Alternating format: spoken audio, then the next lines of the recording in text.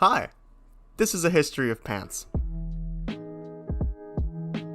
Actually, people called them trousers at first. Then they were pantaloons, and then in the early 1800s, Americans decided they were too lazy to say the whole thing and changed it to pants, horrifying the Europeans. Pants turned up in Central Asia 3,000 years ago. Horse riders figured out, the hard way, it was much more comfortable to ride a horse in trousers than in a robe or a toga where certain important places were underprotected. Like, look at that. You see that face? That's the face of someone who's thankful they had trousers on. Can you imagine doing that in a toga? With nothing in between your legs? Yeah, this guy would not be having kids. I mean, not that he's going to now, but you get my point. These newfangled garments made their way to the Scythians and then to the Persians. Sometime in the 6th century, some Greek geographers spotted Persians wearing trousers. The sighting probably went something like this.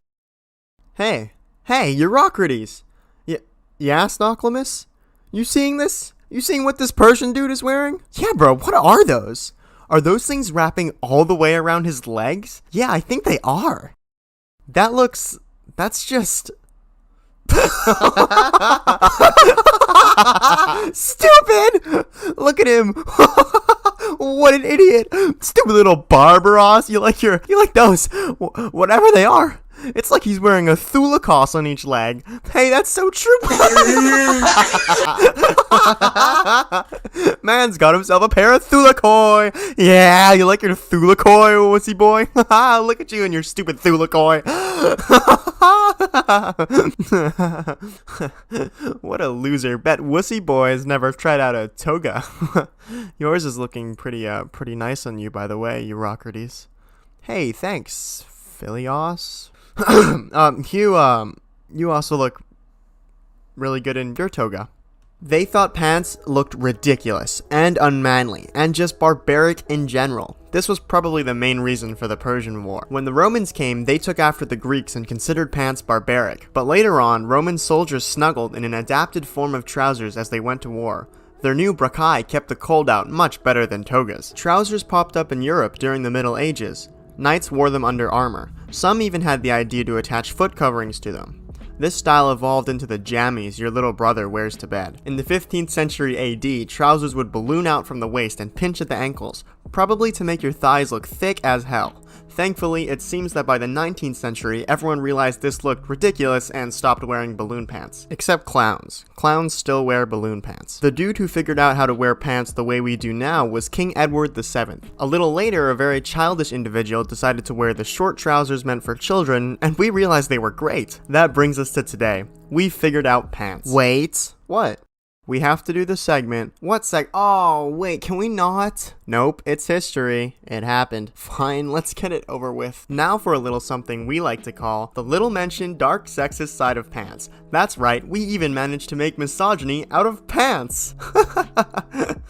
Oh my god, please help us. For the longest time, pants were deemed unladylike in Western society, and in places like the US, England, and France, you could actually be arrested for wearing pants in the 18th and 19th centuries. That's right, we made it illegal for women to wear pants because we were scared girls would become wild and destroy families. Like they need pants to do that, am I right, boy? That's not funny. You shouldn't joke about that. It's actually messed up, you know? Women shouldn't have taken that. They really should have voted for someone who would- Oh wait. Some women found a way around these backward laws by just pretending to be men. Many dressed as men and served in the army and navy. One famous example is Hannah Snell, who served in the British Navy in the 18th century. There are also hundreds of documented cases of women serving in the Civil War. The fight to wear pants began with the women's rights movement in the 1850s. For a while, women wore baggy pantaloons with a knee-length skirt. This made life easier because women didn't have to worry about tripping on a long dress and dropping something important like, you know, a baby. However, these weren't popular for long because they ugly. By the 1880s, women were wearing trousers for recreational activities. Wearing trousers was much safer and easier than wearing a long skirt. Try it. Try riding a bike with a dress on. I dare you. In the 1930s, slacks entered the clothing market, but another factor that sped up the normalization of women in pants was World War II, since women serving in uniform would wear trousers, as well as those entering the workforce to replace men fighting in the war. In November 1941, the Picture Post wrote, "You can't fight an incendiary in confidence in clothes that flutter, or sleep decently in a shelter in a skirt." End quote. By the end of the war, a woman wearing pants at home wasn't anything crazy, equality, but it wasn't until 1970 that trousers were considered acceptable women's attire in the US. Even then, there were still unspoken rules about women wearing pants in the Senate. To illustrate how recently this was a thing, Hillary Clinton, you know, the dude who lost to this guy, made history by being the first woman ever to wear pants in her First Lady portrait in 1993. These problems might seem like something from the old days that we can laugh at now, but somehow they're not. Sure, women aren't being arrested or anything for wearing a pair of Levi's, but in many schools around the United States, traditional rules are still in place which forbid girls from wearing pants, even in the winter. One of these such rules was abolished just last year in a school in North Carolina, where winter temperatures can go as low as 27 degrees Fahrenheit, -3 degrees Celsius for you sane people. This is just last year, 2019, before everything, happened. Can you imagine being forced to wear a skirt in the winter?